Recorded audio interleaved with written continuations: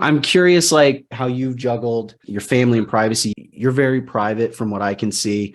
You post occasionally, and when you do, like your child, you smiley face emoji on there so they don't Yeah. see the face and everything. So I'm just like curious, like what process around all that is. I'm honestly like this, her coming on when this is public, that is like very, very rare. Hmm. I would say for me, like my students know my kids and see my kids because my policy's always been like if this happens, I just roll with it. Do you Hmm. remember that video of like the newscaster guy and the kid came in and like the Yeah. nanny or whatever was like Yeah. drag. So everybody thought that was like so funny and it went viral and stuff. I hated that video. Why is Like that?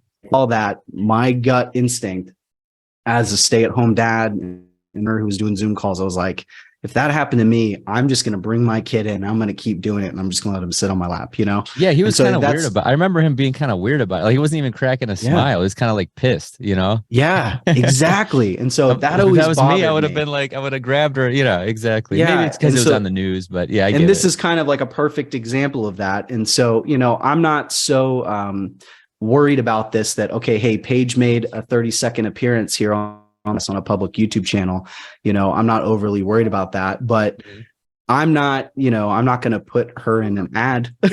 I'm not going to putting my kids all over my website or anything like that. But anyway, I say that just because she was sitting in my lap, but I'm really curious, like your thought process about this, because it's something I think about all the time, and I don't know the right move.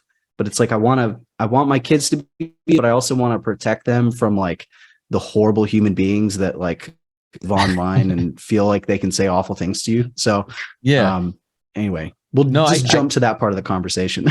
no, I get it, dude. I get it. It's so my daughter is a little bit younger than yours. She's 19 months. She's a year and a half old.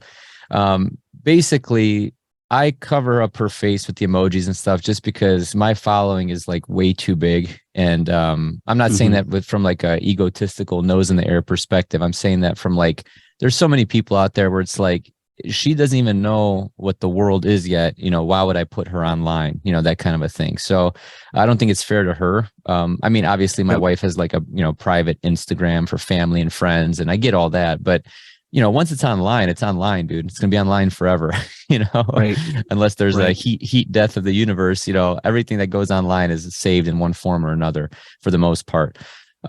So my point is that she's too young to even know what social media is. So it wouldn't be fair to her to put her on there. If it's something like a private community or whatever, it's like, yeah, I Yep. feel like these people are kind of like my friends and family. Of course, I would grab her and have her on the camera.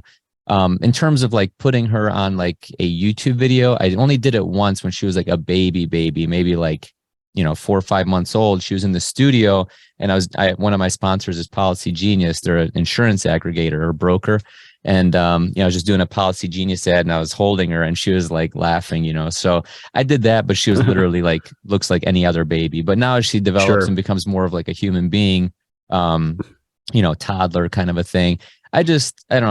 I don't want to say there's a lot of weirdos out there because I have faith in humanity. I typically have like an abundance mentality, but for every 99 normal people, there's always going to be some weirdo, right? So Yeah. it's just not fair to her. That's 100%. that's just my opinion.